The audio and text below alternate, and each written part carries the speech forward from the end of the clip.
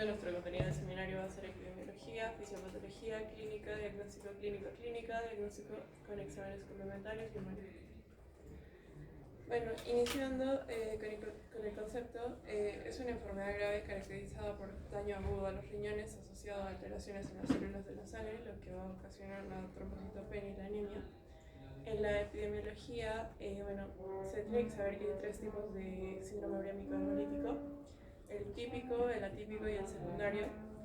En el típico, la incidencia es del 85 al 90%, la edad más afectada va a ser menos de 5 años, pero especialmente menor a 2 años.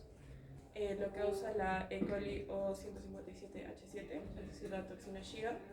Y bueno, el pronóstico es favorable con una curación de aproximadamente mayor a 2 semanas. En cuanto al atípico, su incidencia es del 5 al 10%. La edad más afectada es neonatos y niños pequeños, lo causa mutaciones en la vía de complemento y acá el pronóstico es malo ya que tiene recurrencias frecuentes. Y finalmente el secundario, la incidencia es menos del 5%, se presenta en lactantes o niños con comorbilidades, lo causa el neumococo, el lupus, medicamentos y trasplantes y el pronóstico básicamente tiene mayor mortalidad que el típico. En cuanto a la fisiopatología, se debe saber que el inicio de la enfermedad básicamente se da por una gastroenteritis aguda, usualmente con diarrea sanguinolenta. Aquí la toxina Shiga, que es el principal factor de virulencia, va a ser liberado por la bacteria del intestino. Aquí intervienen tres factores específicos: la intimina, que va a facilitar la adherencia de la E. coli al epitelio intestinal; la hemolicina, que va a contribuir a la destrucción de eritrocitos; y la toxina Shiga, que es la más importante. Esta tiene dos tipos, la 1 y la 2. La 2 es la que es más grave porque es más citotóxica. La toxina Shiga se va a unir al receptor Gb3, presente en las células endoteliales, especialmente en el riñón. Pero esto no solo va a estar en el riñón, sino también está presente en el cerebro, en el corazón, en el páncreas, en los pulmones y en el sistema gastrointestinal. Y bueno, su mecanismo es que la subunidad B de la toxina se va a unir al receptor Gb3 y la subunidad A va a entrar a la célula y va a bloquear la síntesis de proteínas al inactivar los ribosomas. Esto lo que va a causar es un daño endotelial, una activación de citocinas como la interleuquina 8, lo que va a desencadenar una respuesta inflamatoria. En cuanto a la formación de los microtrombos, el daño endotelial va a promover una agregación plaquetaria y un depósito de fibrina, lo que va a ocasionar la formación de microtrombos que van a estrechar los vasos sanguíneos. En cuanto al compromiso renal, los glóbulos rojos se van a fragmentar al pasar por los capilares dañados, lo que va a ocasionar la anemia hemolítica microangiopática. Se va a reducir el filtrado glomerular, ocasionando la insuficiencia renal aguda y un consumo plaquetario, ocasionando la trombocitopenia. Aquí puse un cuadro básicamente de resumen en el que, cuando se ingiere la toxina Shiga va a haber una colonización intestinal, una lesión endotelial y una respuesta del huésped, lo que va a ocasionar la diarrea. Se van a liberar los factores bacterianos en la circulación. A la toxina Shiga se va a unir al receptor Gb3 en el endotelio, lo que va a provocar un bloqueo en la transcripción del ARN y una síntesis proteica. Y también la toxina Shiga se va a unir a plaquetas, neutrófilos y monocitos, lo que va a activar los leucocitos y una liberación de proteasas. Todo esto en conjunto va a ocasionar lo que es el daño endotelial y la muerte celular, que se va a manifestar tanto en el sistema nervioso central, en el renal, en las células endoteliales glomerulares y capilares peritubulares y en el epitelio tubular, en el extrarrenal, específicamente en una pancreatitis o una miocardiopatía, y también se va a manifestar en la anemia hemolítica microangiopática.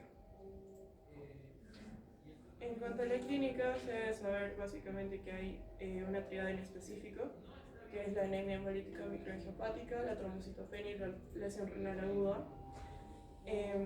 Aquí vamos a ver manifestaciones clínicas principales, específicamente en lo hematológico. Se va a ver una anemia hemolítica, palidez, ictericia leve, trombocitopenia, petequias, equimosis y esquistocitos en frotis. En cuanto al sistema renal, se va a ver una oliguria, una anuria, un edema, una hipertensión, hematuria, proteinuria y creatinina y urea elevadas. En el sistema gastrointestinal se va a ver una diarrea con sangre, aproximadamente en un 70-90% de casos. Dolor abdominal, vómitos, distensión. En cuanto a lo pancreático y hepático, van a saber pancreatitis, hiperglucemia transitoria, hepatomegalia o transaminasas elevadas. En lo cardiovascular se va a ver una hipertensión arterial, una insuficiencia cardíaca y un derrame pericárdico. Y bueno, en lo neurológico se va a ver una irritabilidad, somnolencia, convulsiones, coma, edema cerebral y alteraciones visuales.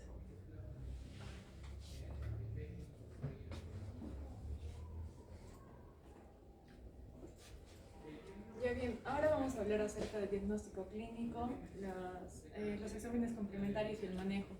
Inicialmente estos pacientes pues, van a desarrollar un cuadro de diarrea acuosa, seguida de una diarrea sanguinolenta con dolor abdominal, náuseas y vómitos, que es típico y que también lo vamos a observar en el caso clínico que colocamos al final. Luego de estas manifestaciones, que pueden variar en un periodo de 5 a 10 días, van a aparecer las alteraciones hematológicas y nefrológicas que son típicas de CHU. El paciente nos puede acudir por palidez, vómitos, oliguria, astenia, edemas, hipertensión arterial y alteraciones neurológicas que se han visto relacionadas en un 25%. Lo bueno es que la mayoría son leves, pero en caso sean graves puede afectar el nivel de conciencia e incluso producir convulsiones. Ahora, en cuanto a la analítica, pues como lo mencionaron antes, el CHU se va a caracterizar por la tríada clásica, en donde vamos a observar la anemia hemolítica microangiopática, teniendo valores menores de 9 para considerarla como tal. El test de Coombs directo va a ser negativo, ya que el mecanismo de lesión el mecanismo va a ser mecánico, justamente porque va a disminuir la luz de los vasos sanguíneos. Es por eso que los eritrocitos, al pasar por ese canal, se van a romper y van a producirse o van a formarse estos equistocitos en sangre periférica, ¿no? Que los vamos a poder observar en más del 10%. Este es un equistocito, por ejemplo, ¿no? Que los vamos a ver en una extensión. Y aquí se ven pues, en una extensión periférica donde se aprecia ya una hemólisis interna. En cuanto a los marcadores indirectos de hemólisis, pues tenemos la bilirrubina indirecta, que esta va a estar elevada justamente por esta degradación de eritrocitos. Y recordemos que cuando se degradan los eritrocitos van a liberar la hemoglobina. Y esta hemoglobina se va a dividir en hemo y globina. La hemo, en su parte, se va a dividir en biliverdina, o se va a convertir en biliverdina y luego la bilirrubina. Es por eso que esta bilirrubina indirecta va a estar elevada. La aptoglobulina es otro marcador indirecto de hemólisis, ya que recordemos que esta aptoglobulina se va a unir a la hemoglobina libre, ¿no? Entonces se va a consumir al unirse con la hemoglobina libre, es por eso que estos niveles van a estar disminuidos. Y la LDH, que es la lactato deshidrogenasa, recordemos que es una enzima que va a estar dentro de los eritrocitos. Entonces estos, al lisarse, pues van a liberar más LDH, es por eso que los vamos a encontrar elevados en la analítica. En cuanto a la trombocitopenia, se define como trombocitopenia niveles menores de 140.000, recordando que los valores normales oscilan de 150.000 a 450.000, pero es frecuente o no es raro observar valores inferiores a 40.000. Bien, bueno, ya lo mencionaron antes en cuanto a las afectaciones por sistemas, pero vamos a hacer un poco más, vamos a hablar un poco más de esto ya. Por ejemplo, la afectación renal puede variar desde cuadros leves de hematuria, proteinuria, hasta afectación severa renal con oligonuria. Esta oligonuria va a producirse en el 50-60% de los pacientes y tiene una duración media de una semana. El 60% de los pacientes van a requerir diálisis durante 10 días, ¿no? Y en cuanto a la afectación gastrointestinal, puede abarcar cualquier área, desde el esófago hasta el recto. Las complicaciones que aquí vamos a ver pues, son la perforación con necrosis intestinal, el prolapso rectal y la peritonitis. En cuanto al hígado, es frecuente observar la hepatomegalia, que puede ir acompañada de elevación de las transaminasas, y en cuanto a la afectación del sistema nervioso, puede producirse una isquemia cerebral por justamente los microtrombos, ¿no? Que es el fisiopato, y por efecto de la hipertensión arterial. La clínica de esta pues, va a incluir coma, convulsiones, accidente cerebrovascular, hemiparesia, ceguera, etc. En cuanto a la afectación cardiovascular, pues puede ser por una isquemia, ¿no? Miocárdica. La hipertensión arterial también es bastante frecuente en pacientes con SHU, y ambas complicaciones pueden agravar sobre todo la sobrecarga de volumen. Bueno, la afectación del páncreas va a ser leve, es frecuente y en raras ocasiones es grave con necrosis, pseudoquistes o con ambos también. En cuanto a los exámenes complementarios, una vez que nosotros tengamos la triada clásica, ¿no? La historia del paciente con diarrea sanguinolenta que presenta dolor abdominal, alteración multisistémica, tenemos que actuar de manera rápida porque puede ser un posible SHU. En cuanto al laboratorio, pues aparte de los hallazgos que ya he mencionado, que es la anemia hemolítica microangiopática, la plaquetomenia, ¿no? Podemos encontrar también leucocitosis con desviación a la izquierda, que puede llegar a 50 60 mil milímetros cúbicos. Y la coagulación también puede estar normal. En cuanto a la urea y la creatinina, van a estar elevadas, ¿no? Con alteraciones electrolíticas en relación a los vómitos, diarrea, que es típico de este cuadro, ¿no? Y también puede existir hiperuricemia por la insuficiencia renal, justamente, porque recordemos, en cuanto a la fisiopato, pues esas bacterias van a liberar la toxina Shiga, esa toxina Shiga se va a unir a los enterocitos y así va a producir el daño renal, porque tiene bastante afinidad por el glomérulo y los túbulos renales. Bueno, también puede haber deshidratación, rotura celular, y en cuanto al estudio de heces, la bacteria más frecuente pues, es la E. coli, ¿no? La que produce toxina Shiga 1 y 2. Esta va a estar presente en las heces por pocos días, entonces el coprocultivo va a ser un poco bajo en cuanto al rendimiento tras 7 días después de la diarrea. Ahora, estos exámenes no los podemos cultivar en cualquier agar. Necesitamos el agar Mark-Punky, ¿no? Y el diagnóstico de SHU es sobre todo clínico. Si nosotros tenemos un coprocultivo negativo, no podemos descartar la posibilidad de un SHU. Ahora, esta toxina también puede ser detectada usando otros tipos de test más específicos, pruebas inmunológicas o mediante técnicas de ELISA. El estudio de complemento también puede, considerando las implicaciones pronósticas y terapéuticas, se debería realizar también un estudio de complemento, ¿no? Y un estudio genético si es posible. Pero el lado negativo de esto pues es que hay un número escaso de laboratorios y también son bastante caros. Ya. En cuanto al manejo, pues el manejo del SHU es fundamentalmente de soporte y tenemos que tener consideraciones en algunas formas atípicas de SHU.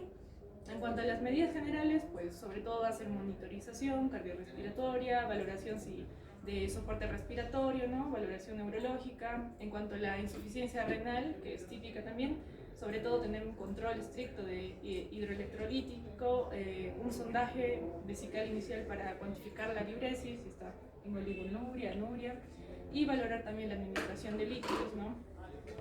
Claro, si hay ausencia de edemas y hipervolemia, controlando sobre todo la sobrecarga de volumen. Ahora, si hay justamente estos datos de sobrecarga de volumen que los podemos observar con hipertensión, edemas, tenemos que optimizar aportes hídricos y realizar la prueba de la furosemida. Si hay oligonuria o anuria, sin respuestas a diuréticos o alteraciones electrolíticas graves, ¿no? Podemos optar por un tratamiento conservador en donde también podemos indicar la depuración extrarrenal. Ahora, si presenta el paciente hipertensión que no responde a diuréticos, se pueden indicar bloqueantes de calcio, ¿no? Como el amlodipino, y en el caso de la anemia, pues se va a transfundir hemoglobina con valores menores a 6 gramos por decilitro, o en todo caso un hematocrito menor al 18%.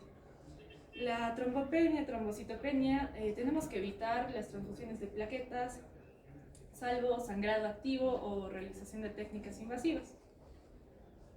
Ya, esas eran las medidas generales, pero en cuanto a un tratamiento específico, en el caso de un SHU típico, no tiene un tratamiento específico inicial, ¿no? Pero si sospechamos de un SHU atípico primario, donde sea un episodio recurrente, un segundo episodio, donde hayan antecedentes familiares, afectación neurológica, entonces ahí podemos iniciar con eculizumab en las primeras 24 a 48 horas. Luego puse una tablita donde vemos las dosis y el tiempo. Y el SHU secundario a neumococo, que es otro tipo, ahí en ese caso tenemos que iniciar con cefotaxima si hay neumonía, y en el caso de que haya meningitis agregamos a la cefotaxima vancomicina. Ahora, en PTT, que es la púrpura trombótica trombocitopenia. Bueno, ese es un diagnóstico diferencial. Sí, solo que es un diagnóstico diferencial más que nada, no es parte del tratamiento del SHU, pero en el caso clínico lo voy a explicar a más detalle, la PTT. Ya. Bueno, aquí ya es un manejo específico, ¿no? En el caso de SHU típico, aquí tenemos que tener un control estricto, sobre todo del balance hídrico, de las alteraciones electrolíticas, y gran porcentaje de los pacientes, un importante porcentaje, va a requerir depuración extrarrenal por sobrecarga inicial de líquidos y la duración de la oligonuria. Ahora, esta técnica de depuración extrarrenal puede ser mediante diálisis peritoneal o hemofiltración venovenosa continua, sobre todo si hay inestabilidad respiratoria o hemodinámica, ¿no? O también complicaciones intraabdominales. La transfusión de plaquetas solo va a ser en caso de que haya una trombocitopenia significativa, ¿no? Y si existe riesgo de sangrado, como le mencioné anteriormente. Para el tratamiento de hipertensión se indican los calcios antagonistas o inhibidores de la enzima convertidora de angiotensina, como el captopril, por ejemplo.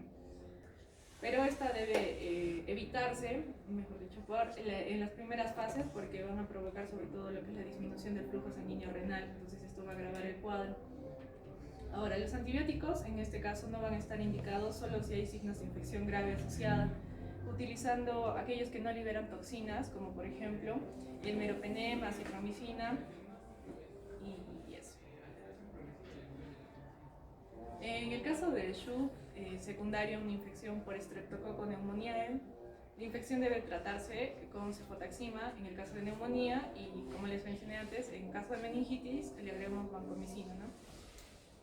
Ahora, el tratamiento de soporte va a ser parecido al SHU asociado por E. coli, que es el más frecuente, ¿no? Aunque estos pacientes sí van a precisar en mayor frecuencia de la depuración extrarrenal. Debe evitarse también la transfusión de plasma fresco congelado, justamente porque hay la presencia de IgM, ¿no? Y esto puede agravar el proceso y se precisan hemoderivados. En cuanto al SHU atípico primario, el tratamiento incluye medidas de soporte, como las indicadas en el SHU típico, y además tratamiento específico en este caso sí podemos utilizar lo que es el eculizumab, que debe iniciarse lo más pronto posible tras hecho nuestro diagnóstico de SHU atípico. Ahora, este eculizumab es un anticuerpo monoclonal que se va a unir a un factor C5 del complemento y así va a impedir la activación y la formación del complejo C5-C9, ¿no? Este va a atacar a la membrana, o generalmente ataca a la membrana, y si lo impedimos, pues va a impedir el daño del endotelio, que es característico en el SHU atípico. Este es un esquema de tratamiento del eculizumab, las dosis recomendadas por kilo en cuanto al tratamiento inicial y el tratamiento de mantenimiento. Por ejemplo, si un paciente pesa entre 5 a 10 kilos, la dosis inicial varía de 300 miligramos semanales durante 12 semanas. Y ya el tratamiento de mantenimiento son 300 miligramos en la semana, ¿no?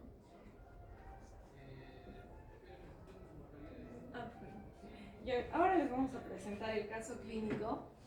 Se trata de una paciente femenina de 3 años que es procedente de Orurillo, Ayaviri. La fecha de inicio de enfermedad fue el 11 de julio del 22 y 4 días después, el 15 del 7 del 22, ingresó. Como antecedentes tenemos que es una recién nacida a término, hospitalizada en periodo neonatal por ITU. La lactancia materna fue hasta el año y 3 meses y en cuanto a las inmunizaciones estaban completas. En cuanto al relato, la madre de la paciente nos refiere que el día 1 las deposiciones fueron líquidas con rasgos de sangre 2 veces al día. El segundo día estas deposiciones persisten con las mismas características pero aumentan en frecuencia, 15 veces al día.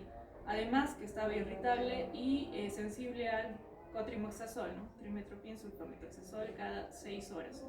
Y se le administra también furazolidona cada 12 horas. El tercer día las deposiciones siguen líquidas con sangre en frecuencia de 4 veces al día. Además presenta disminución del apetito, es por eso que fue hospitalizada en Ayaviri por deshidratación. El cuarto día la paciente presenta distensión abdominal, vómitos biliosos, no elimina gases, además hay edema en región facial y genitales y disminución del flujo urinario, es por eso que le hacen una referencia para acá, para Arequipa, y entra por emergencia, ingresa por cirugía para descartar abdomen agudoquirúrgico, ¿no? Donde se ve pues, la invaginación intestinal y también para descartar apendicitis aguda. Fue preparada para SOP y fue hidratada con solución polielectrolítica 30 gotas por kilo. En cuanto a sus exámenes, vemos que la hemoglobina está disminuyendo, hay una anemia, las plaquetas también están disminuidas, recordando que el valor normal varía de 150.000 a 450.000. La urea, que los valores normales oscilan hasta 40, también está elevada, está en 64 en emergencia. Y la creatinina pues también está elevada, ¿no?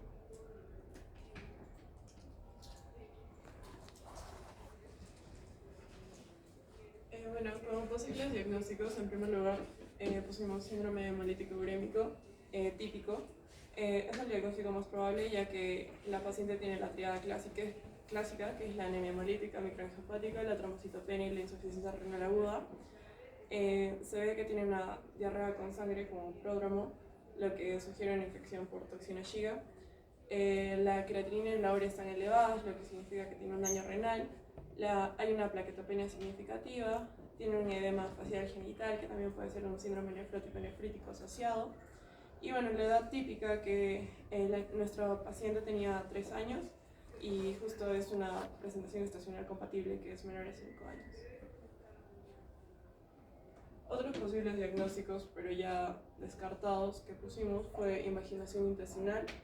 Es compatible porque también presenta dolor abdominal, vómitos biliosos, distensión, pero no va a explicar lo que es la trombocitopenia ni la insuficiencia renal.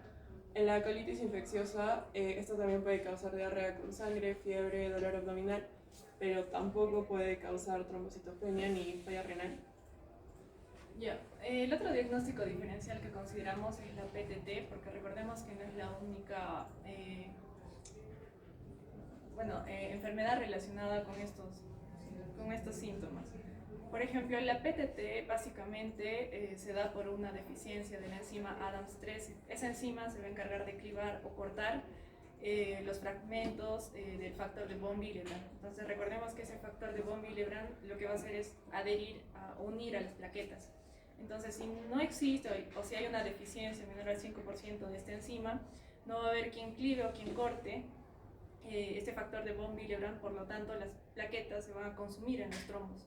Es por eso que hay trombocitopenia o plaquetopenia.